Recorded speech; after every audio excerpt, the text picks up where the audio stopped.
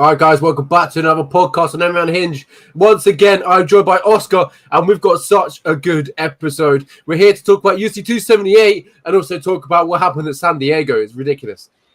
Yes, yeah. When I didn't get to preview the UFC San Diego card, that was a bummer. There was a family emergency going on, but it kind of went like I thought it would. But I didn't think we would see that many fight of the night contenders like that. There was a ton of straight up wars, and we had some incredible knockouts as well. I really want to get right into that card. Absolutely, it's a fantastic event, and obviously we want to talk about the main event, as you said there. So Cheetah Vera getting it done against Dominic Cruz, and I picked Dominic Cruz to get it done, but the first two rounds it looked like it was going that way, but as we've seen, it only takes one shot from Vera. Yeah, Marlon Vera is super durable. He's got good defense, and he's not concerned with point fighting whatsoever. He's only in there to get finishes and to inflict damage onto his opponents. Dominic Cruz, on the other hand, has never been really a hard hitter, and he's been a very good technical fighter. And one of the main attributes of Dominic Cruz is that in and out movement and the head movement as well. But the problem is that head movement is to defend against punches, not kicks. Marlon Vera loves throwing kicks, and Dominic Cruz probably should have seen it coming because he would dip his head to the side, and he ran right into a head kick, and Cruz face planted, and for the first time in his career, he got put to sleep. And Marlon Vera said before the fight that he was going to kick his ass. Kick his ass, he did. In this fight, he may have been getting outstruck in every round, but it did not matter because he was doing more damage to Cruz, as I thought he would. Dominic Cruz in round one got dropped, but he still won the round because he was lighting up Marlon Vera. Marlon Vera is a slow starter, and Cruz did very well in round one. In fact, he got 2 takedowns that round.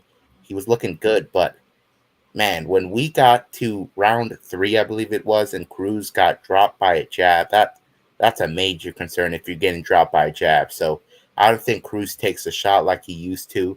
And for Marlon Vera, he's obviously in his prime, and he's just not a guy you want to get hit clean by, no matter who you are. And for Dominic Cruz, definitely now declining, and it looks like the title hopes are over. But for Marlon Vera, he's definitely one fight away from getting a title shot. In your regular division, he would get a title shot, but not this division. We got too many killers waiting in the wings. Absolutely, it's a fantastic main event, and obviously I talked about Dominic Cruz. He was looking, he was looking like how he used to look. Hit like, was it sting like a bee? I can't remember the saying, the famous saying about Muhammad Ali. Yeah, felt like a butterfly, sting like a bee. He was looking really, really good in them first 2 rounds, but it takes one shot. He got dropped multiple times, but obviously, as I talked about, it takes one shot from Vera. If you look at his last 4 opponents, Davy Grant, Frankie Edgar, Rob Front. It's a gnarly picture on this. It's really good to see, obviously, him getting it done. Dominic Cruz, it's just such a shame. We knew this day would come. He was 17-0 in non-title fights, and unfortunately, he got his one loss. Yeah, for Dominic Cruz, obviously the greatest bantamweight of all time still. The amount of successful title defenses he had, and even the fact that he came back from long layoffs and won the belt again against TJ Dillashaw. His legacy is definitely secured, and I don't think he'll retire off of this one. It was a bad knockout, but he showed in this one that he can hang with the best in the division still. But yeah, I think for Cruz, he should be looking for some of the legend fights. Like, I don't think he can fight Frank Yeager. I thought that knockout was bad, but somebody like that, somebody who's like somewhat on a decline, he should be fighting, not young killers like Marlon Vera. That will 100% put him to sleep, because if you look at the Dominic Cruz before this fight, he fought Pedro Munoz, got dropped twice, but Pedro, of course, is known for just head hunting a lot and not really throwing as many kicks. Same thing, Casey Kenny doesn't really have much power. He ran into a very powerful guy, Marlon Vera, and for Cruz, it's a very tough loss. Marlon Vera, this guy is on a roll. I really had some doubts about this guy. Like when he fought Sean O'Malley, I thought that Sean O'Malley was going to win that fight if it was 15 minutes. Now I think he destroys Sean O'Malley in a 15-minute fight. He's truly leveled up, and he's past the point where he's like losing split decisions to Song Yadong. This guy is on a serious roll, and I think on the right now he can be champion. Absolutely. Fantastic main event. We were blessed with so many good fights this event. And obviously, Are You Intoxicated in the chat? The boys are live. Thank you very much for joining us. Absolute pleasure. Make sure you check us out every week on Tuesday. Yeah, a fantastic event. The main event delivered and the co-main event as well. That also produced. We saw one of the craziest fights we're probably going to see this year. Probably contender or fight of the year contender, if not fight of the year. It was ridiculous. Nate Landwehr, Nate the Train versus David Onama in a back and forth war of Nate just punishing David Onama. And David Onama, when you think he's down and out, he throws a big 1-2 or a big hook, and he seems to hurt Nate Landwehr. It was just a crazy fight, back and forth. And obviously, Nate Landwehr got it done in the end. Landwehr versus Onama is one of the craziest fights in the history of this sport. The moments in this fight were aplenty. So in round one, David Onama, he comes in as his big favorite. Everybody expects him to KO Nate Landwehr because it's already happened to Nate the Train twice. He's gotten put out in the first round by Ludwig Klein and Herbert. Not Ludwig Klein. He got knocked out by Herbert Burns and Julian Erosa. So why couldn't David Onama do it? The guy hits like a truck. He had Mason Jones on skates.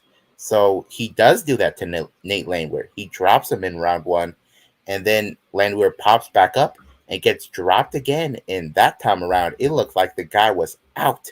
But he got woken up by ground and pound by David Onama.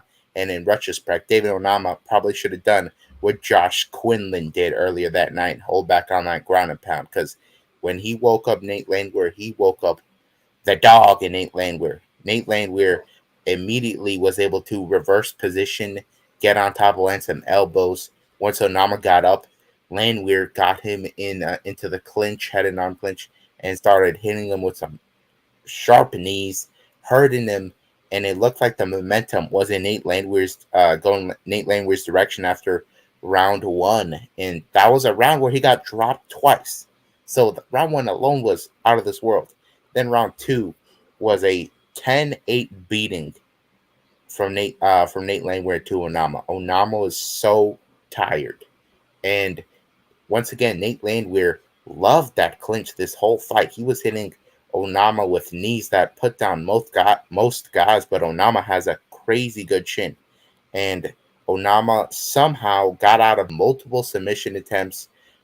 They were very sweaty. The commentators were saying that it was very humid. And somehow Onama made it out of round two, but I thought you could have stopped that fight in round two at multiple occasions. And heading into round three, James Krause looks like he's considering throwing in the towel. That's how beaten down Onama was. But somehow Onama in round three has his moments. Nate Landwehr rocks him bad, drops him, is able to get on top. But on three separate occasions, Landwehr's on top. He gets up and he showboats, waves to the crowd. This guy's a madman. He does not care about winning. He only cares about entertaining. He's one of these guys. And he paid for it dearly in that third round. He got rocked on two occasions in this fight and nearly knocked out at the end of the round. But nonetheless, Onama being so tired allowed for Nate Landwehr to inflict a lot of damage and to outstrike him. If Onama had more in the gas tank, he would have won that third round. But the conditioning did not hold up because he emptied the gas tank in round one because Nate Landwehr was done. But with Nate Landwehr, you're going to have to put him out and make sure he's still out to put him away. This was an unbelievable fight, a fight of the year contender for sure. I'd maybe have this in second place right now between after Year Prohaska and Glover Teixeira. Absolutely a phenomenal fight, and Nate Train just showing what he's worth. Really went out there and put himself out there. And obviously he came over from M1 Global. And no one knew. Well, to be honest, not a lot of them probably knew about him, but they definitely know about him now. He was on the MMA Hour yesterday. He's a real character, and the UFC could really do stuff with him if they, promote him the right way. He's got that charisma, so I hope they do. A fantastic fight. He really inserted himself in this one. And then we'll move on to Yasmin versus Yasmin. Yasmin got it done. Yeah, this was a fight that was a banger that I didn't necessarily expect to be this entertaining. So we had Yasmin Yaregui, who is 23 years old, undefeated, out of Mexico, great striking, serious prospect, and she was fighting a 20-year-old Yasmin Lucindo, and this was a 20-year-old. She's actually like 3 years younger than me. I've never had somebody, that close to my age fighting the UFC, so it's kind of weird to see it. But she, even though she had more fights than Yasmin, she clearly was greener. But she was very aggressive. She clearly wanted to knock out early in this fight, but a lot of those wild hooks that she was throwing were missing. And Yasmin Yargui was the cleaner striker, so she was able to outland her in this fight. But every single round was super entertaining. I thought it was a shoo-in for the fight of the night. Dana White was very happy. He even made a point to talk with Yargui outside of the cage with her translator, and it looks like the UFC will definitely be promoting her a lot because this was her UFC debut and she got put right below the co-main event. So it's obvious they want to build another Mexican star, maybe to the level of Brandon Moreno. And she's got tons of potential, only 23. We could be looking at a future title contender if she evolves her skills. Obviously, she's only 23 and she had the UFC jitters and all that. So, of course, she's going to have some kind of wild fight like this, but she cleans things up. I really like her potential. Absolutely, and the KRS boxing in the chat. Thank you for joining us. He put, "Let's go." What's up, my man? Can't wait for Usman versus Edwards. What's up? I hope you're good. It's gonna be a fantastic event. We will get there shortly. But firstly, we've got to talk about the amazing event that we had this weekend at UFC San Diego. The crowd was lively, and so are we. So we'll quick talk about that before we get there. But yeah, I just talked about fantastic from Yasmin. It was beautiful. But the 20 years old that she made an Octagon debut, it's ridiculous. And then obviously we got the news. I think it was today or yesterday that as a 17-year-old making a debut in the Dana White Contender Series. It's ridiculous how quick this sport is going. Yeah, now we see that there's some children that watch the sport when they were like in kindergarten, and now they're getting into the professional leagues. So yeah, I'm very excited for the future of this sport. It's like with the Conor McGregor era, really brought in a lot of young fans, I would say. So we could be looking at a wave of young killers, and both of these Yasmins are part of that. Now let's move on to this light heavyweight clash. Absolutely. Devin Clark versus Azmit Murakanov.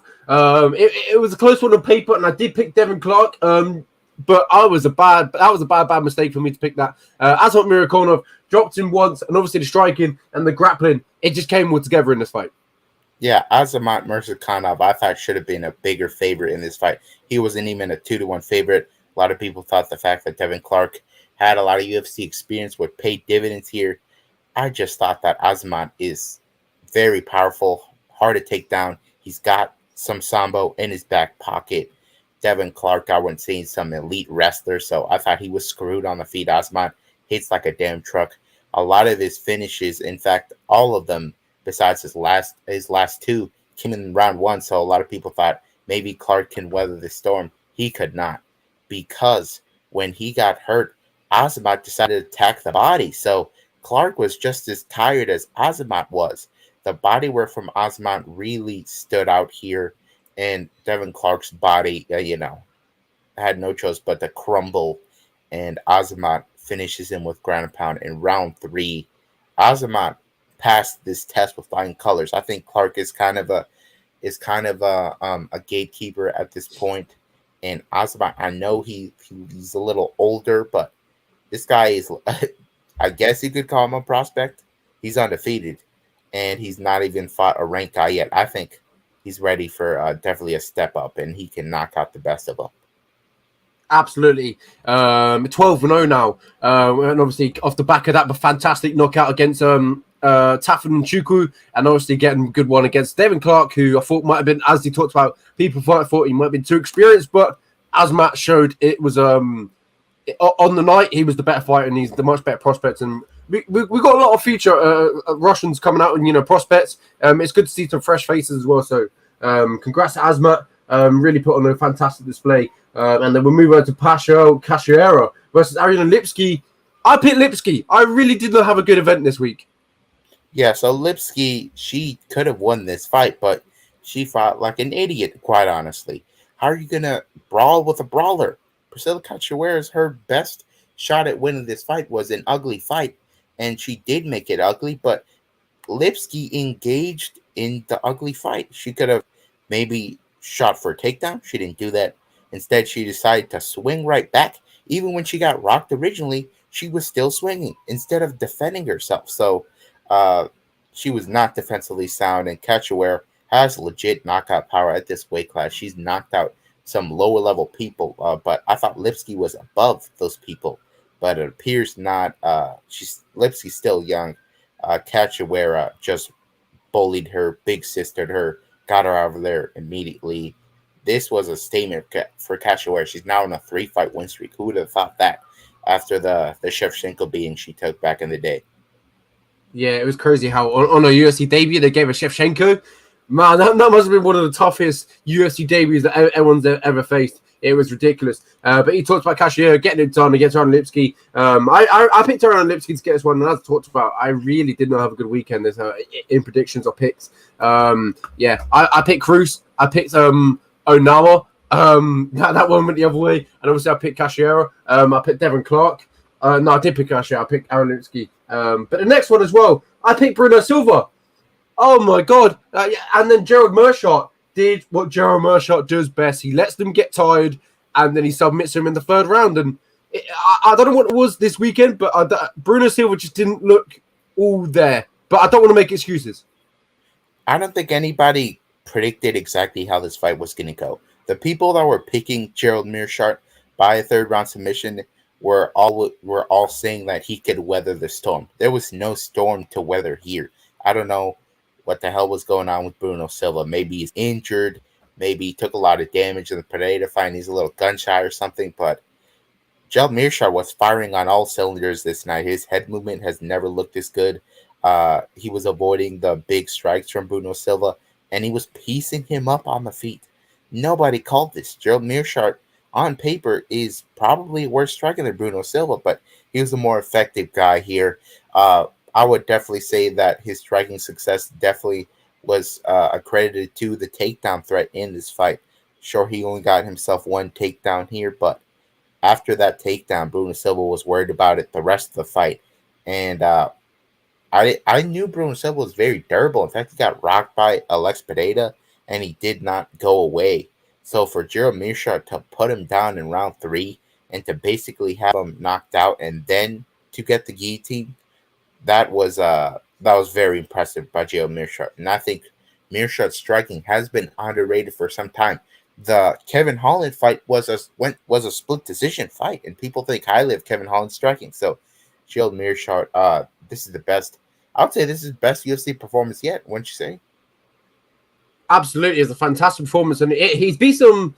I think there was a stat that came out. If you bet $10 on every UFC fight or Gerald Meerschaert fight, you would be like 2,000 in profit to get like a third round submission or something crazy like that. But yeah, this was a typical Gerald Meerschaert fight. A round 3 submission, he gets the guillotine choke. But I just didn't expect this from Bruno Silva. I thought he would be better than this on the night. It's such a shame. Yeah. Maybe we thought too highly of Bruno Silva off of some of those wins, but nonetheless, these prelims were so much fun to watch, and they really set the tone. Absolutely, Angela Hill finally getting the right side of the judges' scorecards. She must have been nervous when the scorecards were getting run out. Obviously, she's had some ridiculous scorecards, a lot of splits, but this one was unanimous. I want to say off the top of my head, unanimous, and it was on her way. So I'm glad she got it done, but it was a fantastic performance. Obviously, it gets Loopy, but I thought was a really hard test. Yeah, I thought Loopy was going to dominate this fight, quite honestly, because Loopy, in her last fight, she fought Ariane Carnelosi, and she dominated her with wrestling. Her sisters are fantastic wrestlers. They won the Pan Am American Championships. Her wrestling is legit, but if you don't use the tools in your skill set, you're not going to be as effective, and that's what Loopy did here. She went for a total of 3 takedowns. That's so disappointing to me. Probably the reason she struck with Angela Hill was because right away she was able to stun Angela Hill. I've really never seen Hill stun like that early in a fight before. Lipsky Godinez, I wouldn't say she's the hardest hitter, but she had Hill in serious trouble, and she clearly won round 1 there in this fight. And she decided to strike basically the rest of the fight. Angela Hill did have some moments at the end of round 1, but clear round for Lipsky. Round 2 was a very, very competitive round. The striking numbers were very close, but Angela Hill's clinch game was pretty good in this spot, and she was able to use that jab a lot to her advantage. But once again, that round 2 was close, and in my opinion, went to Hill. That round 3, you could have given to either woman. Like this was a fight where I'm not going to say Lipsky was robbed, but very close fight, and nice to see Hill win this kind of a decision. It wasn't a split, but it was a close decision, and she got it done in round 3. I believe there was like a 2-strike differential there, and she looked a slightly better to end the round. And judges have admitted that they will be swayed up by the end of round. So Hill got this decision. I really underestimated her. But then again, did I underestimate her, or did I overestimate the fact that Lipsky Godinez would have the fight IQ to take this to the ground? That's probably the issue there. Absolutely, yeah. I'm just glad Angela Hill got the right way of the decision. She's been on some tough ones, as I mentioned. But yeah, it's good for her. She's obviously now. I think that was a win off some tough losses, 2 back-to-back losses, I think, and then obviously she gets one now against Lipsky, who I thought was a really good prospect. She still has a lot of room to improve, as we see now. But yeah, glad for Angela Hill to get it done. We'll swiftly move over to Martin Dubai versus Brzezinski. This one was a slobber knocker for as long as it lasted. Brzezinski just didn't stop coming. I thought the weight difference of Martin Dubai, the 30 pounds, would play a massive factor, but it just didn't seem to discourage Brzezinski. Yeah, this fight was pretty much a war. The crowd was pretty spoiled, so they booed during this one, but I was pretty entertained myself. These guys were very busy, especially for heavyweights. Lucas Brzezinski in that first round, he was able to hurt Budai. I think I really overrated Budai. In my opinion, this is a loss for him. The guy's got severely outstruck, and his game is based on the clinch, and he did not have any major clinch success. In fact, he only got himself 6 seconds of control time. When you look in other fights, he's able to have a lot more.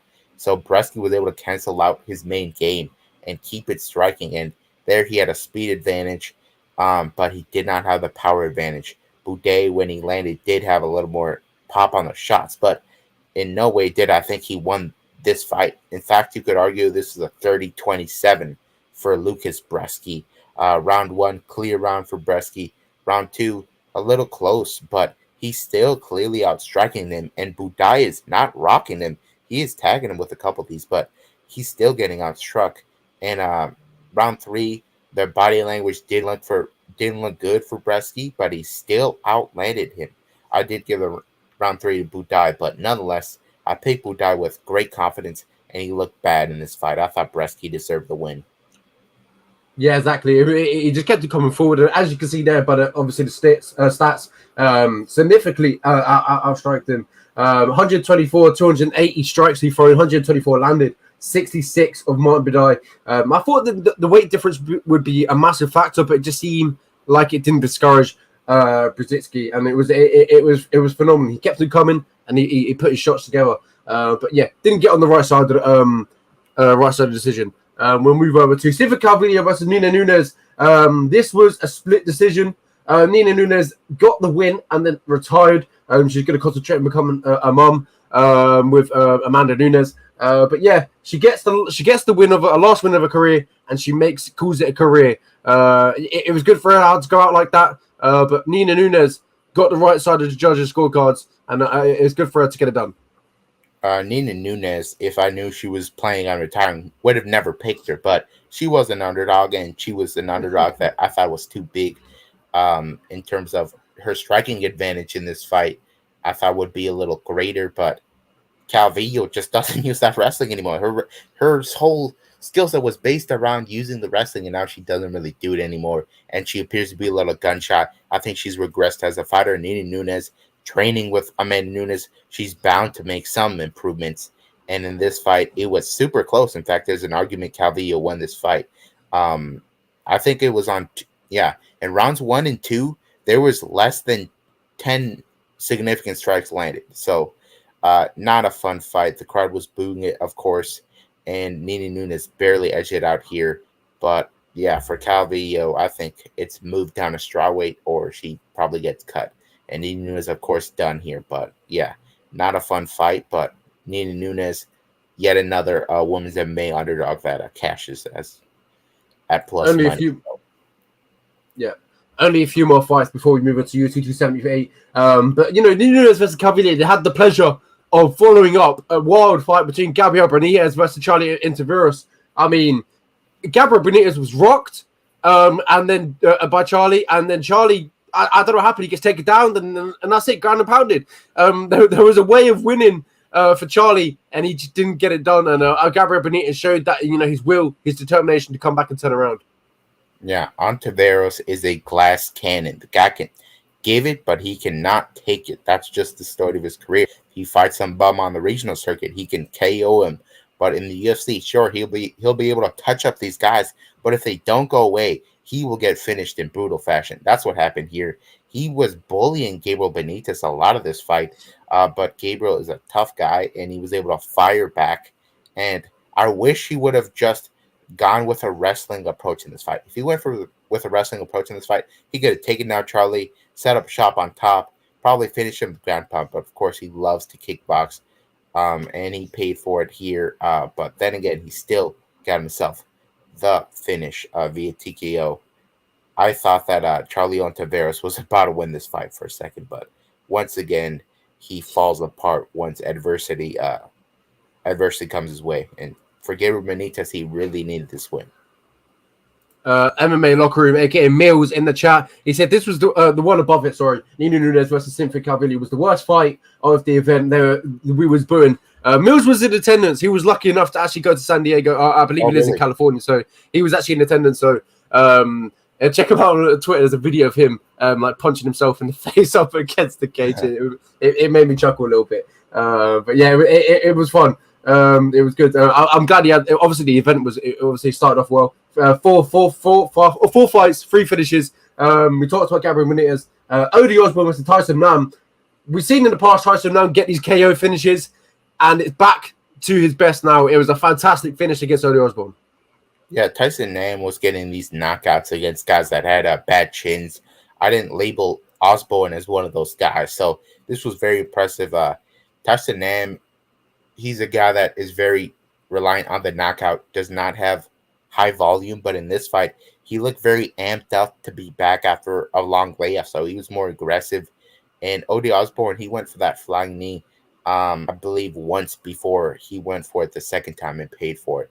And Osborne was very confident heading into the fight. We was trying to get the fans to chant his name and whatnot, but yeah, he's still a young fighter, and going for that flying knee and leaving yourself wide open for the counter like that, it's just silly. I think flying knees, people probably shouldn't do them like 90% of the time. You can just land an uppercut and have pretty much the same effect. So for Tyson Nam here, he capitalized off the silly mistake of Ode. If it weren't for that, I thought Ode maybe would have been able to win a decision if he didn't get caught, but he did get caught. And Tyson Nam is not a guy you want to be touched by. Absolutely. Only a few more fights before we talk about UFC 278. Make sure you stick with us. They're very quick recaps as well. Jason Witt, you just can't. You really can't trust this guy, can you? Yeah. After this, I've labeled him the worst in the UFC. The guy's been knocked out 7 times now. Josh Quinlan, he was all finishes, mainly first round KOs. That's what he did in the Contender Series. So there's no reason to think he couldn't be able to do that. But credit to him, he got taken down, popped right back up. I thought he would have some trouble with that wrestling. He did not. Jason Witt got put to sleep as expected. Quinlan is definitely going to be a guy to look out for in this welterweight division. Absolutely, a fantastic check left hook.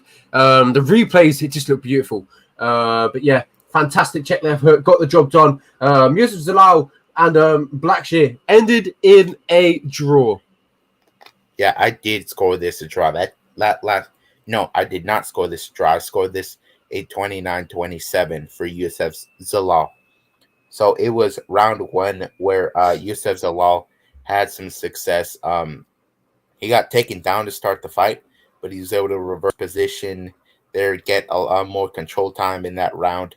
Blackshear, I know he got the back at the end of round one. I didn't think that was enough to give him the round. And round two, that was a Blackshear round. He was able to, even though he faced some adversity from Zalal there, he got Zalal's back there, and he did get a good amount of control time in that round two. But for all three judges to give round two to round one and two to Blackshear was weird to me. Round three, of course, Zalal's told to get a finish because this is a close fight, and he does look for it. He gets a body kick that folds over Damon Blackshear, and Blackshear just isn't able to go away. But if Zalal had like 25 more seconds, he probably puts away Blackshear, but he was unable to do so, and we get a draw here. But for me, this is basically a win for Zalal. He kicked this guy's ass in round three. Yeah, Yusuf Zalal hasn't had much luck as of late, so it seems to continue. But the event, the prelims were ridiculous. It started off really well. 4 fights, 3 finishes, and also we had a few decisions along the way of that as well. And the main card really lived up to it as well. We had a few finishes. Jerry Marshall getting it done. Pacio getting it done as well. Azmit and Murakanov getting it done. And as you say here, Yasmin as well getting the unanimous decision win. And in that main co-main event, we saw one of the craziest fights that UFC has ever seen. Nate Landwehr putting on a fantastic performance against David Onama. It was ridiculous, that fight. And obviously in the co-main event, that kick that might be heard from around the world. Cheetah Vera knocking out Dominic Cruz. The second time Dominic Cruz has ever been knocked out. And I can't even think. The first one was Henry Cejudo. Yeah, that's what it was right there. I was literally about to say I can't even think of the first one, but then it popped into my head. Ridiculous. Cheetah Vera and Henry Cejudo, the only 2 men to finish Dominic Cruz. 17-0 before this fight. He was in non-title fights, and now he's 17-1. Still a legend. I hope he still sticks around. There's some fights out there to be made for him to make some good money. But yeah, a fantastic event. And we'll quickly talk about, before we move on to UFC 278, we got some really good... we had some really good fights this weekend. We had Gracie versus I don't know how to pronounce his name, but I want to say Gucci Yamaguchi. Obviously, Naaman Gracie gets knocked out. We'll quickly go over this really quick because we've got a big episode. Naaman Gracie gets knocked out against Gucci Yamaguchi in the main event. Steve Maui and Vladimir Mordovsky ends in a no decision because a no contest because Vladimir Mordovsky pokes him in the eye accidentally, obviously. And obviously, the fight had to be stopped. And McLaren gets back to winning ways. That was and obviously the big talking point out of Bellator, Aaron Jeffrey stepping in at short notice and knocking out Austin Rutherford. Yeah, Aaron Jeffrey is the guy that had to fight killers on the Contender Series. He fought, I think it was Kyle Dacus and Caio Bahayo. So he did not get any favors on the Contender Series. If he doesn't fight those guys, he probably gets into the UFC. But unfortunately, it did not work out for him. But he was killing it on the regional circuit, gets signed by Bellator against Austin Vanderford. And it now appears to me that Vanderford's chin is not all that good. It was impressive when Mousasi did it, but now Aaron Jeffrey, who's not a power puncher, he's basically a wrestler with some solid boxing. To be able to be knocked out that quick is not a good look. Absolutely. We had a lot of MMA this weekend, but moving on to the last one, we had obviously PFL. Am I on the wrong one? Yeah, this is the right one. PFL, the featherweights, and the women's lightweights. Is this weekend? Oh, this is this weekend. Excuse me, my bad. I can't go a show without messing something up. I promise you. We had the welterweights and the heavyweights. Here we go. We had the welterweights and the heavyweights. If you look at the main card, there were the post limbs. Believe it or not, PFL having post limbs. It was crazy. I couldn't believe it. Rory McDonald getting absolutely starched by Delano Taylor.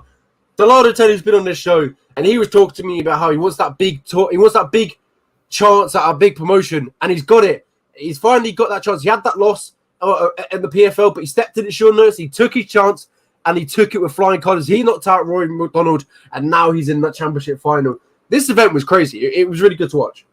I feel so bad for Magomed Karimov. He knocked out Dillian Taylor like 2 months ago, was it? And now Dillian Taylor is taking his spot in those finals because Magomed Karimov is unable to continue. There was an injury, right? Yeah, there was an injury. Rory McDonald was scheduled to fight, obviously, him, and then he stepped in at short notice. Delano Taylor starched him, and then obviously Rory McDonald announced his retirement after. Yeah, really, really bad luck for Rory because obviously the two Robbie fights took a lot of punishment, kept on going, but it appears that the damage from all these wars has catched up with him.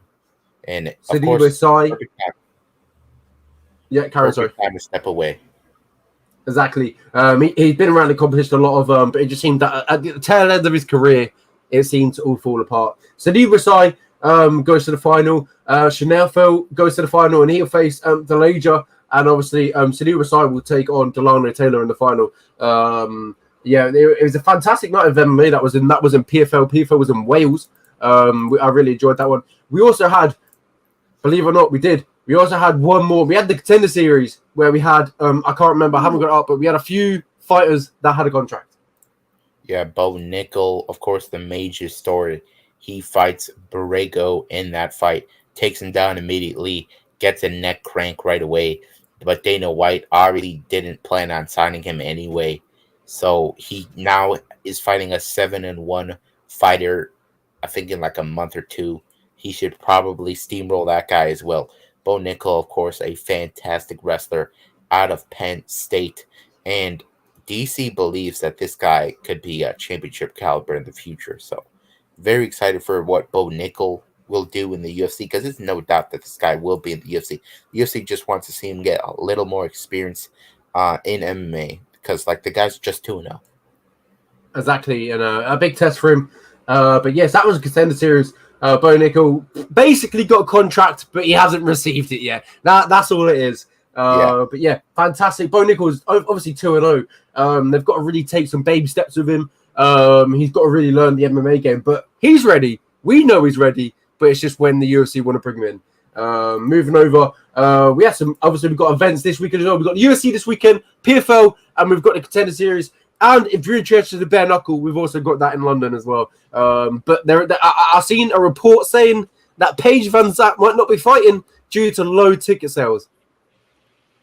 That's a serious bummer if that's the deal. Yeah. My MMA news, Eric Clow reported that. Not know if it's true or not, but that's what I saw. That's what I'm hearing. So we'll move on to talk about UFC 278. It's the big talking point this weekend. Usman versus Edwards. Britt finally fighting for the title. Oh, it's been a long time. I've been waiting for this moment. The last time it happened, he got knocked out. He got knocked down and submitted against Tyron Woodley. That was Darren Till. That was his fate. The one before that, it was Michael Bisping winning the belt. Let's hope for another success and another British champion, the second ever British champion. But ladies and gentlemen, across of him is the pound for pound king, Kamaru Usman. Yeah, the main event of UFC 278 is Kamaru, the Nigerian Nightmare Usman, versus Leon Rocky Edwards, and it is for the UFC Welterweight Championship, and it will be happening in Salt Lake City, Utah, in the Vivint Arena, and this will be a very interesting fight because it is a rematch from 2015. So Kamaru Usman won the Ultimate Fighter, and in his second UFC fight, he takes on this young prospect named Leon Edwards. Leon Edwards had a 17-second KO previous to that, and in that fight, Kamaru Usman was able to out-wrestle Leon Edwards. Edwards had actually gone to AKA to learn how to wrestle properly because that's how limited his wrestling was. He's basically clueless out there. But here's the thing. Usman was training in MMA for 3 years when they first fought. And Leon Edwards was training in MMA for 5 years. So both guys were very young in their careers, and now they've really matured into monsters. Leon Edwards has not lost since that Kamaru Usman fight. In fact, he's fought in multiple main events against multiple, I would say, Hall of Fame level fighters. He's beaten Donald Cowboy Cerrone, Rafael dos Anjos, Gunnar Nelson, and Nate Diaz. He was beating Bilal Muhammad. I think Leon Edwards beats the vast majority of this division. But here's the problem. Kamaru Usman is a guy that has never lost since his third pro fight. He fought Jose Caceres, and he got submitted via rear naked choke. Since then, he's on one of the biggest streaks we've ever seen in the UFC, only behind to that of Anderson Silva's first UFC streak. So Usman has all the momentum in the world behind him. People are now debating whether it's him or George St. Pierre is the greatest welterweight of all time. And this would be one hell of a statement to make if he is able to finish Leon Edwards, which I believe he will. So Leon Edwards has been dropped before. He fought Brian Barberena, who Brian Barberena is known for being a very hard hitter, and he drops Leon Edwards in that fight in round 2. He fought Vicente Luque, did not get dropped in that fight, but the chin is a concern for Leon because everybody saw his last fight. He fought Nathan Diaz, and in that fight, he put a beating on Nate Diaz for 4 rounds. It looked like a horror show in there. You even saw Nick Diaz ringside. He looked very upset because he knew his brother was taking a ton of damage. But come the last minute of that fight, Nate Diaz is able to counter Edwards and put him on very wobbly legs. And instead of following up, he points at him, as Nate Diaz does. I thought we could have maybe seen a knockout there if there was a harder hitter or a more, smarter, aggressive fighter. Kamaru Usman is that. Kamaru Usman hits harder than Nate Diaz. And not only that, just like Nate Diaz, he can wait until you break. Usman, at the end of the third round with Leon Edwards in their first fight, looked like he was on his way to getting the finish. Leon Edwards, when he fought some of these guys in 5-rounders, they're not pushing the pace that Usman is. Usman has one of the best gas tanks, never sat down in between rounds. I think he's going to put a pace on Leon Edwards. Both guys declared they will wrestle in this fight, and I believe Usman will be able to get some takedowns in this fight. And if he doesn't get these takedowns, we're going to see an epic clinch battle. Both guys are great in the clinch. Usman can tap dance on him all night, and Edwards can hit him with some elbows. But I think Usman is stronger. He hits harder. The striking is not clean. I will give the edge to Edwards in the striking, but I think Usman will be able to pressure him, and I think Edwards will be left guessing all night.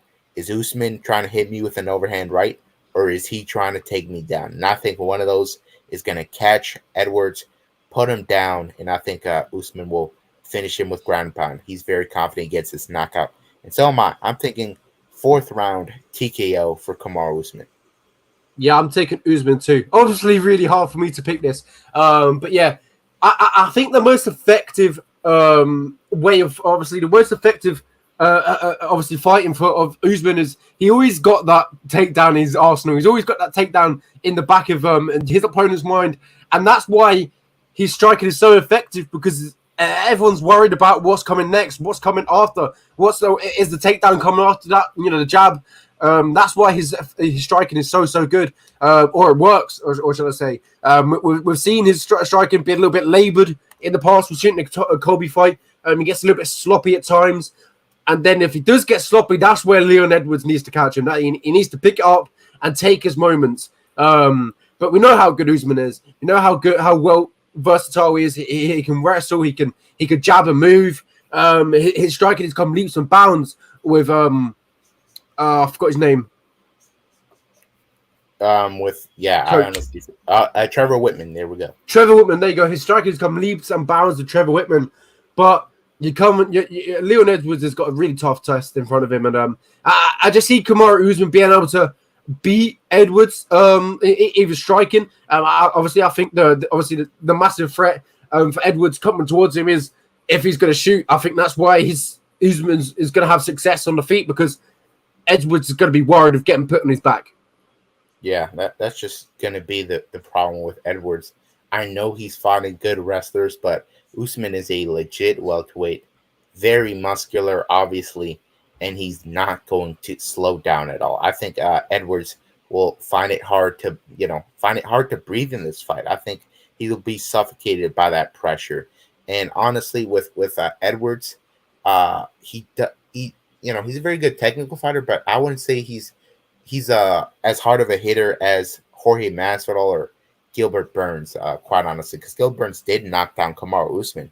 Usman has had moments where he's looked human in these fights, but I just think in a 25-minute fight, if this goes to decision, I think Edwards wins that as well. I just think if Usman gets touched up too many times, Edwards could find himself getting a knockout here, but I just don't see that happening. And that's why Usman is such a big favorite. And as you already mentioned, he's sitting at the top of the pound for pound list because he's on a fantastic run here at welterweight. Not even George St. Pierre was able to go on this kind of run in terms of staying unbeaten in the UFC. Absolutely, he's got a tough test of the Brit. Obviously, Leon Edwards.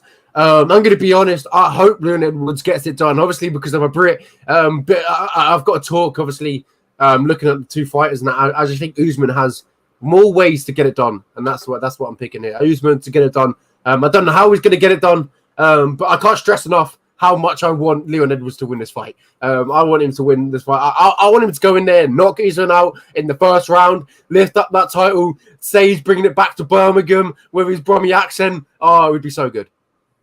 Yeah. And one thing to note, too, with Leon Edwards, the guy's not stayed very active, and I think that may hurt him here in this fight.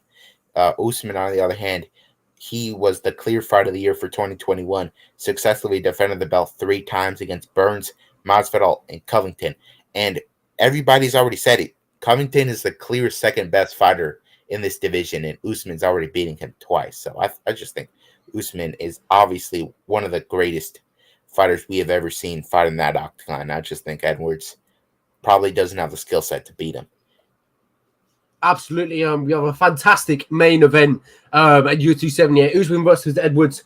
But honestly, the main card is second to none. The co-main event, Paulo Costa versus Luke Rockhold. Jesus Christ. This is going to be a good one.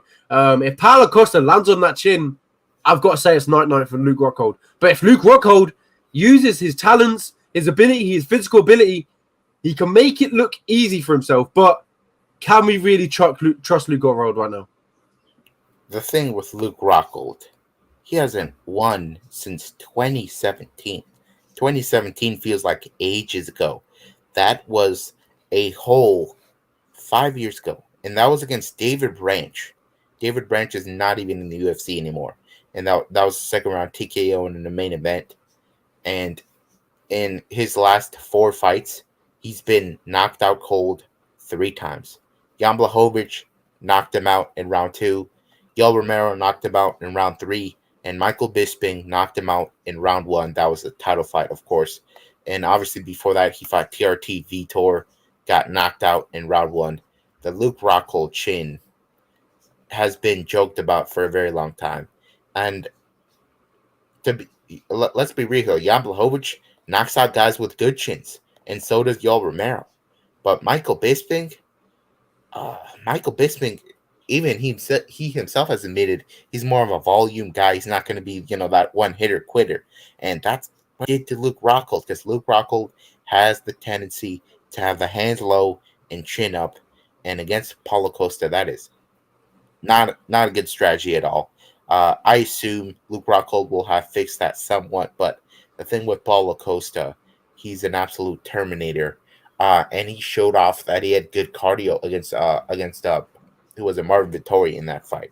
But let's not forget here, both guys did not fight at this weight class in their last one. Paulo Costa fought at 205, and Luke Rockhold fought at 205. So this weight cut may severely affect their performances. With that being said, Luke Rockhold's chin, I don't care what weight class is in, probably not good. He's got a reach advantage here. He's got a grappling advantage here, for sure. One of the best top games we've ever seen in this middleweight division. He fought Chris Weidman. Chris Weidman is not a guy that you would, elect to grapple with. Luke Rockhold is that good that he could grapple with Weidman, get in the top position, and pound away at him until Herb Dean stopped the fight. But with Paulo Costa, he's so huge. Yoel Romero struggled to take this guy down. So I don't really think Luke Rockhold can take him down constantly or hold him down. And he's got, basically no neck. So I think we're looking at a situation where Paulo Costa hits him with a 1-2 head kick and Luke Rockhold goes down for the count. I think this is a KO for Paulo Costa. I think we'll say round 2 because I think Luke Rockhold will take a while to open up. He's taken 3 years off. KRS Boxing in the chat says, man, I think Costa will win via KO, but I think Luke may be a little past his best, unfortunately. I completely agree with you. Even Luke Rockhold in his prime may have some problems with Paulo Costa. Absolutely, it is a fantastic fight. Obviously, Paulo Costa coming off the back of a loss against Marvin Vettori. Before that, obviously losing to Israel Adesanya. He's really got to get one done, and I think his sort of meaning is to get one done against Luke Rockhold. Obviously watched his teammate last week, and there's a video of him kind of like shadow boxing. So he looks like he's in the right mentality. He looks like he's in the right place. He looks hungry because obviously he just watched his teammate get it done against Dominic Cruz. So I'm interested to see what not mind frame comes in from Luke Rockhold, but I think it's the good one. But then again, I've got to think smart, and I think Paulo Costa is going to knock him out. Yeah, Luke Rockhold, he could be winning the whole fight, just like the Yoel Romero fight, and he'll get cracked with one. Paulo Costa, of course, a very hard hitter, was able to knock down Yoel Romero. He was able to finish Uriah Hall. I just think he's not a guy you want to be messing with if you have durability issues. Absolutely. Onto one absolute fantastic fight. Onto an absolute slobber knocker. This one's going to produce Jose Aldo versus Merab Dvalishvili. Merab Dvalishvili in his last fight proved that he can take a shot, keep on coming, and get the finish. I can't remember off the top of my head. Was it maybe Marlon Vera? Yes, it was. And then obviously now Jose Aldo. Off the top of my head, I'm not too sure who you fought last. But this one's a good one. A big test for Merab Dvalishvili. And it's an interesting one. I'm going to pick off the top of my head. I'm going to go with Jose Aldo, but this one's a really tough one. Merab can really cause trouble with that wrestling and keep Jose Aldo down. But Jose Aldo never really settles for being on bottom. Jose Aldo is in my top 5 of greatest fighters to ever do it. He was featherweight champion for 10 years, damn it. This guy is a damn legend, and the fact that he moved down a weight class and is having incredible success speaks to how damn good he is, how determined he is to win this belt again. And I think he will do it. I'm riding Jose Aldo train till the brakes fall off. So he moved down to the bantamweight division after losing to Alexander Volkanovski. Obviously, no shame, Volkanovski lost. Fought Marlon Vera. I thought he was going to get knocked out by Marlon Vera because he looked awful on the scale and everything. But he does get rocked by Marlon Vera in round 1, but rounds 2 and 3 are close and competitive. So it's a split decision, but the fight was so close that Dana White gives him the title shot anyway against Jan, and he does win a round or 2 against Jan, but of course he gets finished. He gets gassed out, finished in round 5. But since then, a lot of people, after the Jan fight, it looked like he was done. He took a whole lot of damage. But that same year, he fights Marlon Cheetah Vera, the guy that everybody thinks should be fighting for the belt next, who just got a highlight this past Saturday. What does he do against Marlon Vera? Not only does he win round 1 by outstriking him, he does lose round 2, but round 3, he takes him down, takes the back, and he wins against Marlon Vera. Then he fights Pedro Munoz, and he breaks his significant strike record in that fight, pieces up Pedro Munoz, and then he fights Rob Font. In the Rob Font fight, he is the underdog in this fight, and he drops Rob Font twice in this fight, and he's able to hurt him in pretty much every round. That was another fight where stats didn't matter because Jose Aldo was able to do more damage with those strikes. In this little run that he's had, he's not really faced a guy like Merab Dvalishvili. I guess you could say that the that the Frankie Edgar fight was the last time he fought somebody like Merab. Frankie Edgar, of course, great cardio, good output, relentless wrestling. Same thing, Chad Mendes. Jose Aldo's already fought these tough wrestlers with great cardio, so he knows exactly how to beat him. Not only that, those were guys up a weight class. Chad Mendes is a thick dude, and Aldo has a 90% takedown defense, some of the best takedown defense in the game. So I don't think Merab takes him down. Maybe he gets one or two, but I don't expect him to hold him down. And Merab's striking defense, it leaves a lot to be desired. He fought Marlon Rice, and in that fight, my goodness, I was tempted to pick Marlon, but Marlon dropped the bag there. So Marlon drops him. Then Merab gets up again, and he gets dropped again. So Merab, he's got a great chin. He will not go away. But I just think Aldo has a better gas tank than Marlon. If Marlon had a better gas tank, probably wins that fight. But he faded, and he doesn't. I would say Marlon has got great takedown defense, especially when he's tired. I think Jose Aldo knocks out Merab in round 2. And don't forget the body shots of Jose Aldo.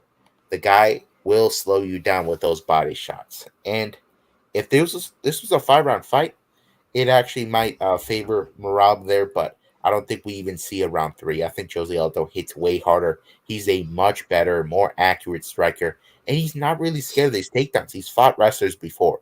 I think Aldo at an underdog price is a steal. I think he's a good bet for this Saturday. Absolutely. Jose Aldo is obviously your former. You talked about you former UFC featherweight champion and obviously a legend inside the sport. This is a tough test for Merab Dvalishvili, but I think it's one that he won't be able to overcome. Obviously, you talked about Jose Aldo, being able to stand in there with Marlon Vera. The striking is really good. The leg kicks as well may play a problem for Merab, but I'm choosing Merab. No, I'm choosing Jose Aldo. Sorry, I'm choosing Jose Aldo. I'm definitely choosing Jose Aldo. I mentioned that before the fight, but yeah, Jose Aldo is going to win. I believe anyway. This is a tough fight for both guys, but I just think Jose Aldo has got on the feet. He's just more dangerous than Merab Dvalishvili if he gets the fight to the ground. If that makes sense. 100%, man. I just think the danger factor for Merab will be right away. Jose Aldo was knocking guys out at featherweight, and now that he's moved down, he's kind of a size bully, I would say. And the power that these guys feel is just different. You look at Rafael when he got touched by him, he had a huge reaction. And Merab, as we saw, he can be hurt, he can be dropped in his fight, and I think Aldo has got the kind of motor to put this guy away, whether it be with body shots or just straight up big hooks, with Jose Aldo loves to throw. And it's not like Merab has this great straight punching game to make Jose pay. I just think he's outmatched on the feet, and Aldo has legendary takedown defense. Absolutely. Moving over to the other fight on main card, we've got a heavyweight fight between Alexander Romanov and Marcin Tybura. And if you look at the odds here on ESPN, Alexander Romanov is a minus 450 favorite. So it just speaks to what people think of him. And to be honest, he's up against Marcin Tybura. And it's a tough test, but I think he's just a different level to these guys in the heavyweight division. I don't necessarily agree with that. I think Romanov, I feel like a lot of people swept the Juan Espino fight under the rug. That was an awful look for Romanov. Sure, he outstruck Juan Espino in that fight. He had early success, but he himself got taken down 4 times in that fight and controlled for about 3 minutes. So for me, Romanov is not this boogeyman that can't be taken down. And on the feet, he is nothing special. Believe me, Juan Espino's been knocked out before. Not a great striker. Romanov's not been able to really knock guys on their feet. What he's doing, he's taking them down and pounding them out. So his striking is inferior to Marcin Tybura. Marcin Tybura had a close striking battle with Volkov. I think Tybura is the better striker here. He's not the better wrestler at all here. Romanov, he throws grown men around like they're babies. It's very impressive what he's able to do, but for me, I do think Tybura has the better gas tank here and the better striking. Round 3, of Espino versus Romanov, we were only a minute into that third round, and Romanov was so cooked that when he got hit with a glancing cup shot, the guy folded over and never really got up. He quit. In my opinion, he quit. I'm never one to say fighters quit, but when you look at that cup shot, it was so minimal, and the guy was so tired. I truly think that that he was looking for a way out there. Tybura, on the other hand, he's got tons of UFC experience. He's been in multiple main events. He was beating up Derek Lewis before he got knocked out there. He fought Fabricio Verdum for 5 rounds and did not get submitted. I think he's more tested here. He was actually on a 5-fight winning streak back in 2020. I'm just not ready to hop on the Romanov train just yet, just because the Juan Espino fight was a bad look. And I think Tybura may be able to get some takedowns of his own and maybe outlast Romanov here. I think we're looking at a very close fight, and a lot of people realize it. And this, it's a very close fight, but, I believe the Romanov train. I'm on it, and this one could be the told you so fight of the week, and it's a big one. But, heavyweight fight, Romanov versus Marcin Tybura. I'm with Romanov, and you're with Tybura, so we'll see what happens this weekend. How do you think Romanov wins? I'm going with decision. I think it's going to be. I think he'll win the first 2 rounds, and in the third round, I think it's going to be close. Maybe a potential, a comeback round from Tybura. Yeah, I'm thinking decision as well. Probably split decision for Marcin Tybura. Absolutely, and then we'll move over to a light heavyweight fight between Tyson Pedro and Harry Hunsucker. Harry Hunsucker on his debut inside the UFC. They gave him, off the top of my head, Jimmy Crute. Was it Jimmy Crute? No, Taito Vasa in his UFC debut, and then they gave him Justin Taffa, and now they've given him Tyson Pedro. That's 3 Australians back to back and 1 New Zealand back to back.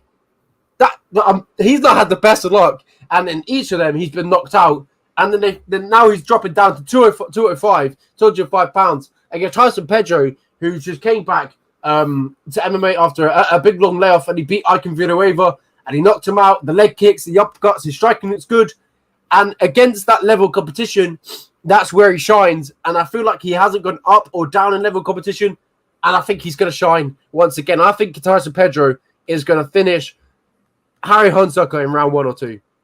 Primarily, probably round 1. Let's be short and sweet with this breakdown. Harry Hunsucker has never sat down in between rounds. He's never seen a second round. He's a kill or be killed guy all the way.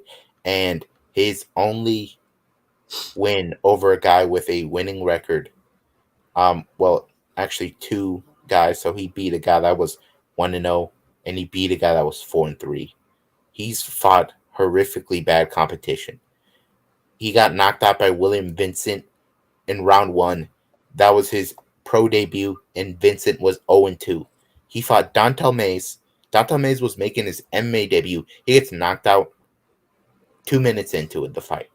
Then he goes on a streak against bums. And then he goes on to the Contender Series, fights Jared Vanderaa. Jared Vanderaa is not a great grappler. He looked like a great grappler against this guy. Took him down, ground and pound, round 1 finish. Then he knocks out Corey Moon, 45 seconds. Moon is 4-3. Then he fights Taito Vasa, knocked out in less than a minute. He fights Justin Taffa, knocked out in less than 2 minutes. Pedro will knock this guy out. He wasn't good at heavyweight. He was slow at heavyweight. He's now moved down to light heavyweight. He's going to be outmatched in speed, outmatched on the ground. Tyson Pedro can win this fight literally any way he wants. Submission, TKO, whatever he wants. I say he's going to stand with him, knock him out in less than 2 minutes. I just think Hunsucker is nowhere near UFC caliber. Absolutely agree. They haven't gave him the best run inside the UFC, but I don't think it matters. As I talked about, Justin Taffa, Taito Vasa, and obviously now Tyson Pedro. The UFC upper echelons do not like Harry Hunsucker, it seems. Moving over to the prelims, we got some fantastic prelims and early prelims. Leonardo Santos versus Jared Gooden. This one's going to be a good one. Yeah, I think the odds are wrong on this one. Once again, Jared Gordon is a 3-1 favorite, and I don't get it because Jared Gordon has some durability issues, and in his last fight, he showed off some submission defense issues. And who's he fighting? Leonardo Santos, who offers both, and he's an ADCC champion, with fantastic jiu-jitsu and hits like a damn truck. He fought Kevin Lee and slept the young Kevin Lee. So Leonardo Santos is not a guy you want to stand bang with or grapple with. And Jared Gordon will be looking to grapple with this guy. But here's the thing. Jared Gordon got knocked out by Charles Oliveira before we knew Charles Oliveira was a hard hitter. He also got knocked out by, who was it? Now I'm losing track of my thought, but he's been knocked out multiple times. And Leonardo Santos damn near finished Clay Guida in round 1 in his last outing. He's a very powerful striker, but he may be a little wary of gassing out. That's why this line is the way it is. Everybody thinks that Gordon will be able to weather the storm and dominate rounds 2 and 3, maybe get a third round TKO. Because Gordon, he's got a really good wrestling style where he can outlast guys and just wear on them, vicious ground and pound over time. I don't know if he can do that against Santos. Santos has got good takedown defense, legitimately good. When he fought Grant Dawson was really tired trying to take him down. The majority of the fight was Dawson failing to get a takedown and just being in there up against the fence with control time in the clinch. So I think Gordon will struggle to take him down, and I think Gordon will find himself getting knocked out in round 1. Yeah, as we talked about Santos versus Dawson, it was a good fight. Obviously, he was on his way to victory before the hammer fists as well. I do believe. And then obviously Jared Gordon, in his last fight got rear naked choked in round 3 by Dawson. This is a tough fight, but I'm also choosing Leonardo Santos. I think he can get it done. The submission threat is vastly superior, and obviously the striking as well. He knocked out Stevie Ray, if you remember. Yeah, and that was within like 2.5 minutes, and we know Stevie Ray doesn't have a glass jaw. Exactly, it was a fantastic punch. I think it was a left hook. I think if I remember rightly. But yeah, I'm picking Leonardo Santos. The only thing that worries me about it is obviously his age. We don't know how fast he's decreasing. Yeah, he is now. I believe he is 40 42. years of age. It's 42. Yeah. Wow, that is not a guy you want to be betting on usually, but in this spot, he's this big of an underdog, and he's got this. He's very capable of finishing almost anybody on the right night. I think you definitely got to take him against Jared Gordon, who's been knocked out 3 times in the UFC, knocked out by Charles Oliveira, knocked out by Joaquin Silva, knocked out by Diego Ferreira. I think that the reach advantage here as well for Leonardo Santos is definitely will help him out in getting this KO. And also, if he goes for a takedown right away, we could see some kind of armbar or some kind of guillotine. Absolutely, a fantastic fight on the prelims. We've got some really good ones. Obviously, Sean Woodson versus Luis Saldana. That's a really good one. But we'll get to that when we get to that. Yanu Wu is fighting Lucy Polidova on the prelims. Lucy Polidova back into the UFC after she had a horrendous stint inside the UFC. She got a few wins, but mostly back-to-back losses. Ariel Aldana, Liz Carmouche, Antonia Shevchenko, and Justine Kish. After that, she goes on a run, wins an Octagon championship, and now she's back inside the UFC. She's fighting Yanu Wu, who recently hasn't looked the best. 3 back-to-back losses against Mizuki Inui, Hossein Edwards, and Mario Moreno Silva. This is a tough one to pick, and to be honest, I'm on edge for each one. I wouldn't even know which one to pick. But off the top of my head, I'll probably have to go with Lucy Polidova. Obviously, she has a good positive run behind her. And Wu, obviously 3 back-to-back losses. That's something hard to overcome. Yeah, I just think that Polidova probably shouldn't be in the UFC. I'm not sure that Yanan should be in the UFC too, but Lucy went on a horrible 4-fight skid. She looked damn good. Like the fight where she looked really good to me was the Irene Aldana fight. That was a straight up war. That's a fight nobody talks about, but it's one of my favorite women's MMA fights of all time. It was a split decision. Irene Aldana is a title contender right now, so that was a good look for her. But after that, she lost 3 in a row. She's got a win over Ji Young Kim, win over Sarah Maras. Those are solid wins, but when she had that skid, you would assume, not having to fight UFC caliber fighters, she does well, right? Well, she fought Marta Welekzek, and that was a split decision. Welekzek is 4-2. That's not a good look. And then she fights Talita Bernardo, who's actually solid, but that's a 6-4 fighter, and she's losing a unanimous decision. So I don't really like the work she's done on the regional circuit. I guess it just needed a spot to fill on this card. Wu Yanan, on the other hand, not overly thrilled with her, but she did fight Marcela, and in my opinion, she beat Mayra Bueno Silva. That was a close decision that they had. She's looking to come forward.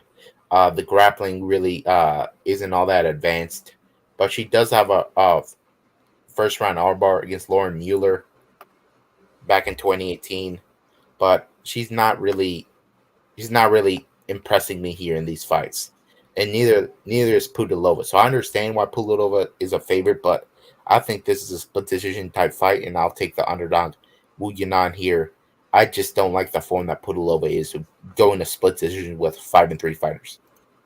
Absolutely. So I've gone for Lucy Pudilova. You've gone for Yanan Wu. So another fight where we've gone our separate ways. Moving over to the next fight, Sean Woodson. I talked about this one earlier versus Luis Aldana. I think this one's going to be really good. Sean Woodson obviously had that phenomenal knockout on the contender series against Terence McKinney, and we know how Terence McKinney's done recently. Beat Karl Bochniak, obviously got choked out by Juliana Rosa, beat Yusuf Salau, a split decision. In his last fight, beat Conor Aglin with punches at the hooks to the body. And obviously Luis Aldana, in his last fight, he beat Bruno Souza, Austin Lingo, beat Johnny Griffin, had that front kick knockout against Vince Murdoch, who was on the Ultimate Fighter. They were in the contender series. So at the moment against Bruno Silva in his last fight, but Sean Woodson, he's long, he's rangy, he's a big favorite, -340 favorite. I think he's got all the capability to get this one against Luis Aldana. We've seen Luis Aldana lose 7 times in his professional career. Sean Woodson only once, and that was the Julian Rosa. The only thing that worries me is the submission threat. But I think, obviously, Sean Woodson can get it done. He's striking. His demeanor, his body demeanor is ridiculously long for featherweight. Yeah, Sean Woodson, 6'2", 78-inch reach at this division is crazy. One of the biggest featherweights you'll see. And he's taken on Luis Saldana, who is fairly big for the division too. Very powerful kicker is Saldana. He does have some solid jiu-jitsu as well, and that probably may be his edge in this fight. But in terms of the stand-up, I really like the fact that Sean Woodson is a rib roaster. He will attack that body all day. In that Colin Anglin fight, he got himself a first-round TKO with the body shots. He's going to be able to piece up guys on the outsides using that reach advantage. But just like Luis Saldana here, that gas tank is fairly unreliable. That's how Rosa was able to submit him in round 3. And this fight is going to be in Utah. Utah has fairly high altitude, and that will definitely create a chaotic third round because both guys will be tired, I believe. But I think that that Woodson has a better clinch game in this fight. He was able to control Yusuf Zalal up against the cage for a fair amount of time there. So I think even if he's tired, Woodson can get some control time. But he's obviously got cleaner boxing here, and I would say his output is a little higher here.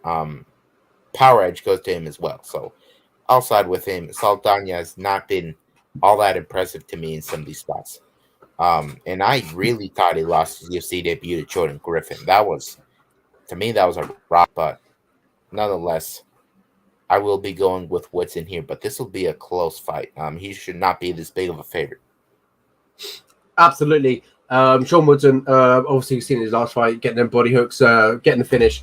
It was good. I think back-to-back wins. I guess it was a tough fight though, but one I expect him to overcome. Moving on to the next fight, we've got Miranda Maverick versus Shawnee. I'm going to keep this one simple. Miranda Maverick, I had really high hopes for her when she entered the UFC, and obviously got derailed a little bit due to obviously fighting Macy Barber. She had that split decision in which I thought she won, so we won't even count that. But obviously got derailed against Aaron Benchfield. Obviously we know how good Aaron Benchfield is now, so there's not much we can really take about her, but we know that she's not as good as Aaron Benchfield. We know that. But then she beats Sabana Mazo, rear naked checked her, and obviously now she's fighting Shawnee Young, who, to be honest, I think is a little bit of a step down in competition. I've got to be honest with you. Shawnee Young, in her last fight, overcame Gina Mazo. Before that, lost to Stephanie Egger, lost to Macy Chiasson, and she's actually lost to Miranda Maverick before. So I'm choosing Miranda Maverick to get it done. I don't know if she's going to submit her, but she has submitted her before in round one, so maybe that's the play once again. Yeah, this is damn near free money. Let's be real. Young, she does have a wrestling background, but she will often look to strike on the feet. And she just doesn't look impressive anywhere. She fought Gina Mazzani, and in that fight, she won round one with the striking. And in round two, Mazzani's cardio fell off a cliff, and she got the top position and pounded her out. But that was just Mazzani getting tired in that spot. That she lost 3 straight. I'm surprised the UFC gave her another shot. She fought Sarah Alpar. Sarah Alpar, my goodness, she made Jessica Rose Clark look like Vanderlei Silva out there, did she not? And she got submitted by her in round 2. I just think Young's submission defense is not good. And on the feet, Miranda Maverick has the advantage there as well, especially with that takedown threat. She's physically stronger than her, already proved it. First time they fought, Young actually was able to drop Maverick, but Maverick was green at the time. I think Maverick is training with a much better training partners at elevation. This is a hand-picked fight for Miranda Maverick to get yet another submission victory in the UFC. I'll say round 2 this time around, but this will be domination for Miranda Maverick. Yeah, absolutely agree. Miranda Maverick has all the meanings to get this one done. She was once once associated being a fantastic prospect. Derailed a little bit by Aaron Benchfield, but I feel like the train will pick up a little bit once again after she gets back-to-back wins. Obviously, she graduated from a university. Off the top of my head, I don't know which university it is, but now she's concentrating on full-time fighting, so good for her. A fantastic fighter. Hope she gets it done. I think she will get it done. A rear naked choke in round 1, honestly, is probably the play. She's done it once. I don't see why she could do it again. She's definitely got better as well, so yeah. Moving over to the early prelims. AJ Fletcher versus Lusa in the early prelims. This one's a really good fight. AJ Fletcher come off the Contender Series. But then, obviously, inside the UFC, hasn't... I believe he lost his first fight, if I'm correct. Yes, he did. Against Matt Semmelsberger. Yeah. Yes, he did, yeah. So, AJ And now he's fighting Angel Lucy. Yeah. AJ Fletcher was a big underdog against... Matthew Semmelsberger, and a lot of people thought that he should have been a smaller underdog because the guy is very strong, very explosive. He was an American football player in Louisiana, trains with Dustin Poirier. He's got all this potential. And against Matthew Semmelsberger, he dominated round 1. He got over 4 minutes of control time. And then after that, it was a very competitive back and forth fight. But I really liked how explosive he is, how strong he is, but the gas tank is a concern. It was UFC jitters probably last time that definitely got him, but I think against Angel Lusa, Lusa has a serious striking advantage here. Lusa has had close striking battles with Jack Della Maddalena and with Munir Lazez. He's a fighter over at Kill Cliff FC, formerly Sanford MMA.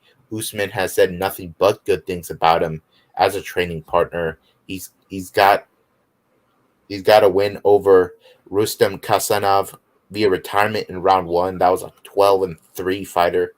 And once he lost to Jack Della Maddalena on the Contender Series, he went and fought a 29-18 John Howard won a unanimous decision, got into the UFC. But I think against AJ Fletcher, he's fighting a guy that can out wrestle him, and I think it's just too much to overcome, especially since he likes to throw kicks. Those kicks can get caught, and he'll be stuck on bottom for too long. One thing with AJ Fletcher, he made a lot of mistakes the first time against Ellensberger because he was going for submissions a lot, and if you go submission over position, you're likely to get swept. And I think Dustin Poirier probably told him not to do that this time around. So I think Fletcher will win this fight via decision. Absolutely agree. A fantastic fight. Angelucci obviously lost against Munar Laziz, Jack Madalena, as you talked about, and obviously Jonathan Thompson, a split decision at NFA. I think AJ Fletcher gets his one done and returns back to winning ways. If you look at his record, a lot of finishes. Obviously, had that flying knee knockout inside the Contender Series. Let's hope he can get back to winning ways. A tough fight according to the odds, but I do believe AJ Fletcher can get this one done. Moving over to Amir Albazi versus Francisco Figueiredo. I'm going to keep this one simple as well. I do not trust Francisco Figueiredo. I just don't believe. As you always talk about, one brother is not as good as his other brother, and I think this is what we've got here. We've got a similar story. Francisco Figueiredo is just nowhere near as good as his brother Davison, and he's going to lose against Amir Albazi. I've seen it being a little bit one-sided. Yeah, I really like Albazi's whole skill set. He has a karate style on the feet. And obviously, as we've seen with George St. Pierre and Henry Cejudo, the karate style is very good for setting up takedowns. That's what he does. He fought Zhalga Zhumagulov, who's a combat sambo, high-level combat sambo guy. Took him down multiple times. He defends takedowns well himself, and he's got solid output on the feet. I really like his whole skill set. And he's got damn good jiu-jitsu.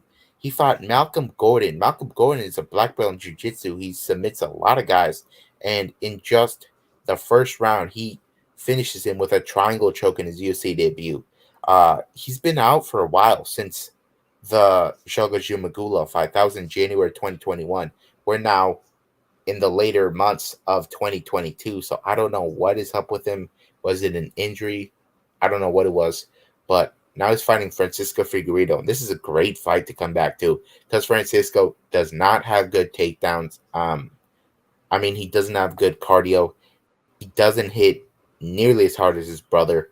And his jiu-jitsu is fairly slick, but I think Albazi might have the edge there because when Francisco fought Malcolm, he got out-grappled by Malcolm, and Albazi submitted Malcolm right away. So I'm thinking that Amir Albazi can win this fight via unanimous decision. I think he's a much better and cleaner striker, more fluid for sure.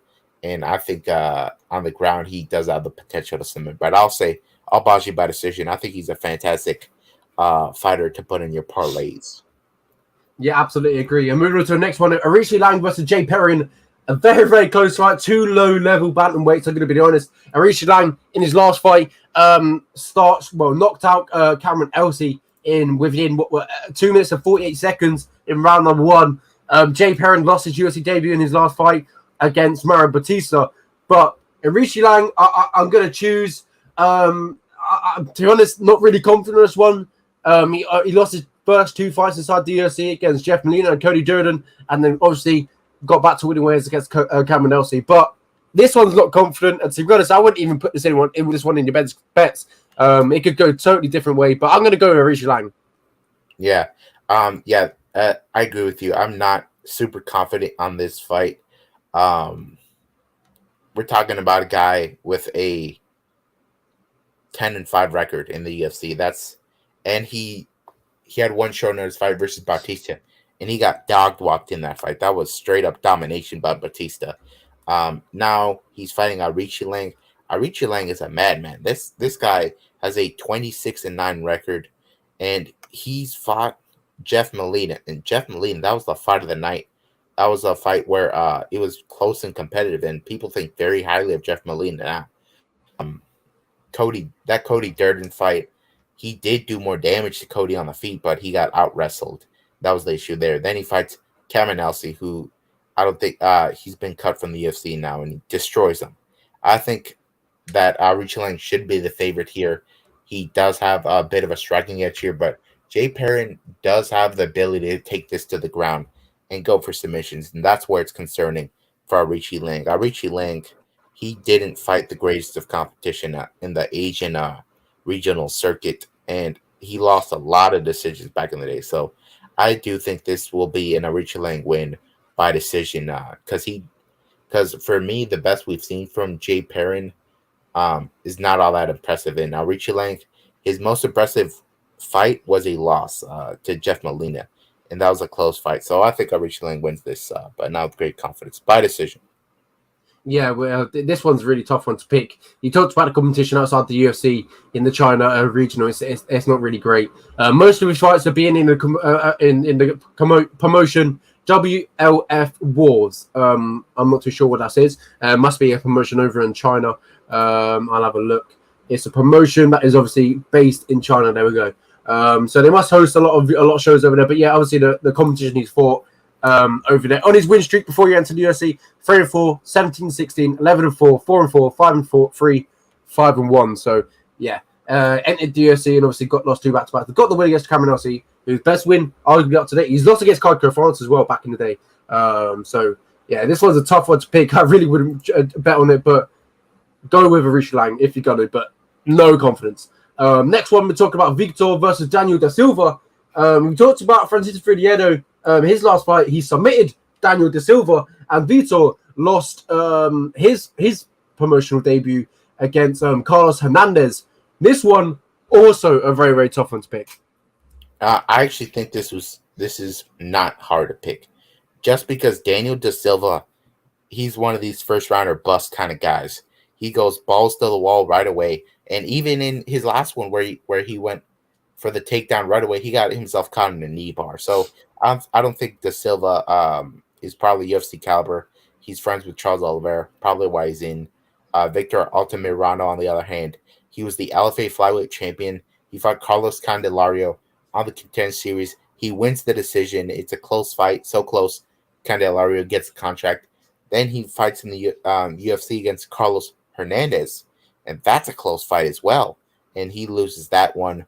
But to me, this guy is very legit in terms of he will mix in the takedowns. He will fight at a high pace, and he can fight for 15 minutes pretty well. Daniel Da Silva, on the other hand, as I said, he will put guys in danger early. He won the first round versus Jeff Molina, but Victor Altamirano is a slow starter, and I think should he survive that first round, which he's never been knocked out or submitted, I think he'll do just fine in rounds 2 and 3 against Daniel Da Silva. And I say he probably gets himself a 3rd round TKO here in this fight. I just think Daniel Da Silva is just one of these young guys that only looks for the knockout, doesn't think about what happens if he doesn't get the knockout. So I'm confident here in Victor Altamirano. Absolutely. It's a tough one for me to pick, but obviously I was going to go Daniel Da Silva, but this one's a hard one for me to pick, and obviously we've got high stakes. So I'm going to go with Vitor just to make it interesting. No, not Daniel Da Silva, to make it interesting. So the first fight of the evening we're going to pay attention to, because it's whoever wins it is going to get the nod, either me or you, for the beginning of the evening. So I struggle to get my words out there, but Jared Brooks did submit Altamirano, but that was in round 2. So you got to wear this guy out if you want to submit him. So Jared Brooks is extremely good. Oh yeah, he is. Yeah, legit. In one championship, he's obviously he was meant to fight Joshua. I forgot his name. It will come to me in about a few minutes, I bet you. Joshua, he's Filipino. Joshua Pacio, something like that. He's scheduled to fight him. Yeah, scheduled to fight him for the one flyweight championship. So Jared Brooks is a serious since he's been released from the UFC. Has not lost. Only one no contest. Yeah. So I think Altamirano is definitely the more tested guy here, and he'll get himself, I'll say, a 3rd round TKO there. Absolutely. Well, that was UFC 278 this weekend. Obviously, the big main attraction that we have this weekend. But there are a few that we get to talk about. Is there any last words that you have on UFC 278? So for UFC 278, we have to remember that they're fighting at high altitude. And guess where Usman trains? He trains in Denver, Colorado with Trevor Whitman, Justin Gaethje, Rose Namajunas. He's acclimated to that climate. Leon Edwards, he went a little early, but I'm not sure that's enough. So yet another reason to pick Kamaru Usman here. He's used to that altitude, and I think he will wear down Edwards and get himself that knockout once again, make a statement. And also, one thing I didn't touch on, Usman's got legit breaks in his hands. Breaks. He fought Colby Covington, knocked him out. He fought Colby Covington the second time, dropped him twice. He fought Sean Strickland, who's a middleweight now, dropped him. He fought Jorge Masvidal, never been put out cold. He put out Jorge cold. When I tell you that's one of the brutal knockouts, it's so brutal. The way Jorge's head just rocked back, it was a brutal scene. I think Kamaru Usman is looking for a violent finish, and I think he'll get it this Saturday. And obviously drop Gilbert Burns with a jab. Yeah, that it's jab ridiculous. that Women put in this game really has elevated him, and I just think Edwards has got his hands full. Absolutely. So we'll get to talk about some fights as well this weekend. We'll quickly touch up on them before we let you all go.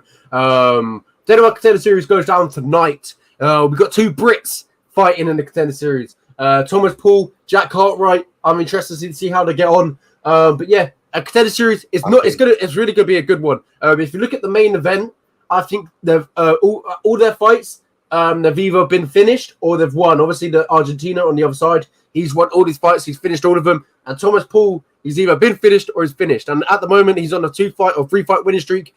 And I think the big story though is he's a deaf UFC fighter, so he can really make history as well to join Matt Hamill.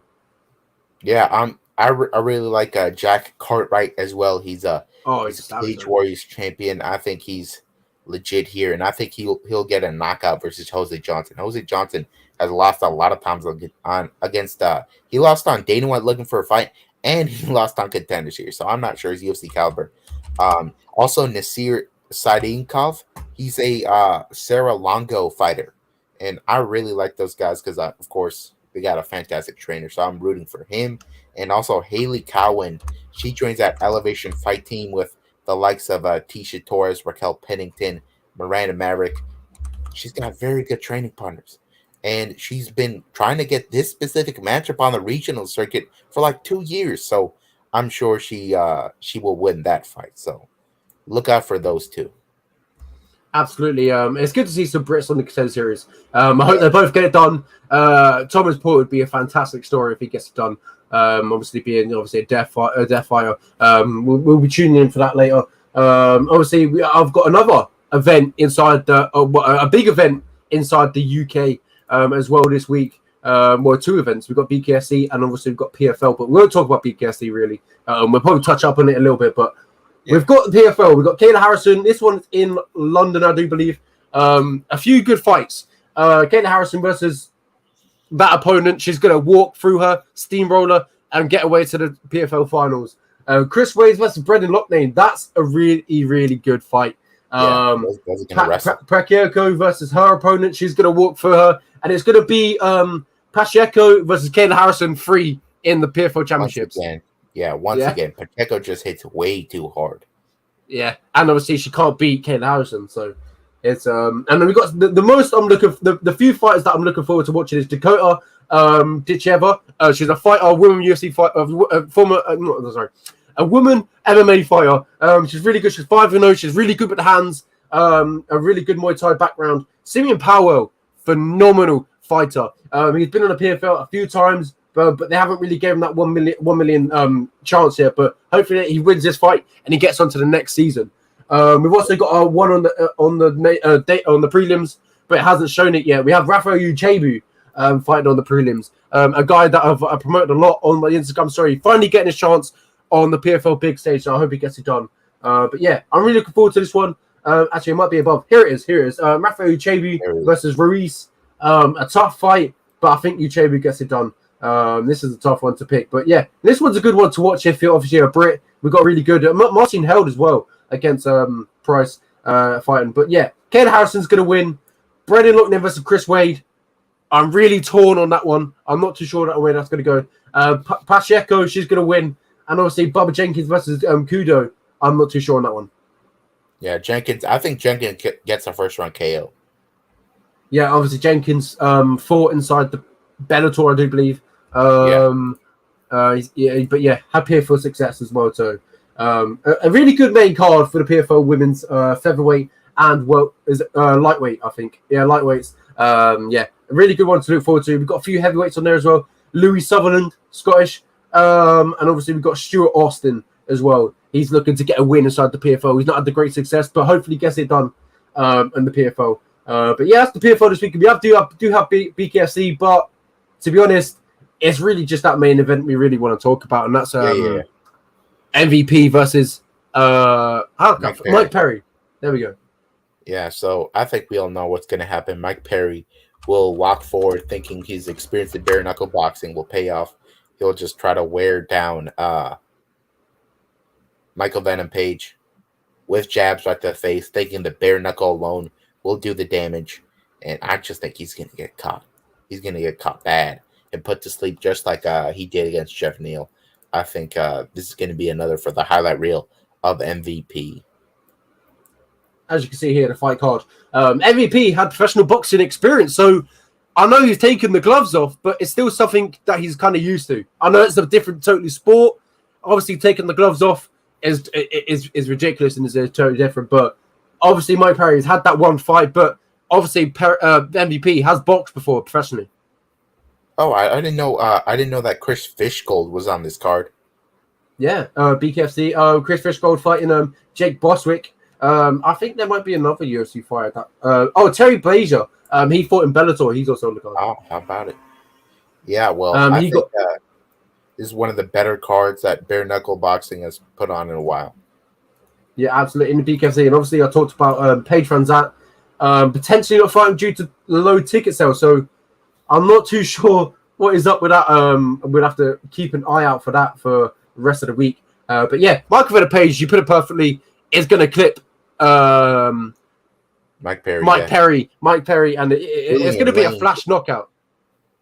Julian Lane was able to hurt Mike Perry. That shows you the aggression of Mike Perry, quite honestly. Yeah, and Mike Venom Page is big. He's huge. His striking is unorthodox, hard to predict. He's experienced inside the actual arena. He's fought in that OVO arena many, many times. Yeah, I think we're probably looking at an uppercut KO from Michael Venom Page. Absolutely. It's going to be interesting to see what happens. What happens that goes down. I know there's going to be something interesting to talk about, but I know Bellator let him go off for this fight, so good for them. It's really good to see that. And obviously, Bellator recently let Haraguchi go to Ryzen. Oh, really? Okay. Well, just for one fight. Okay, good. Yeah. Well, I think we're in for a very violent weekend here in combat sports. We also have Usyk versus Joshua, the rematch as well. A lot to look forward to if you like fights. God damn, I totally forgot that this was this weekend. I thought it was next weekend. It sure is. Yeah, we got a lot to look forward to. Goodness, that is crazy. We if you're a Brit and you're fighting, you've got such a good weekend this weekend. 100%, especially if Leon Edwards pulls off the unpredictable feat of beating the pound-for-pound king Kamaru Usman. Could you imagine if Edwards gets it done, AJ gets it done, which AJ has one of the biggest obstacles to overcome, and that's Alexander Usyk. And I just don't see anyone beating Usyk unless your name is Tyson Fury. Yeah, Usyk is too light on his feet, man. I remember we were saying that he's too small heading into that first fight, but the fact that he's small is actually really good. Exactly. He's too quick on the footwork. The footwork is too quick for AJ. But yeah, this pretty much wraps up the show. We've been here for 1 hour and 40 minutes. We talked about everything that's happened this weekend. Usman versus Edwards. What is going to happen? We shall see this weekend. We talked about PFL. We talked about Contender Series today. Make sure you tune in next week on a Tuesday where we get to talk about it all, and digest everything that went down this weekend. My voice just cracked. Make sure to enjoy the fights, folks. Exactly. Make sure you enjoy the folks.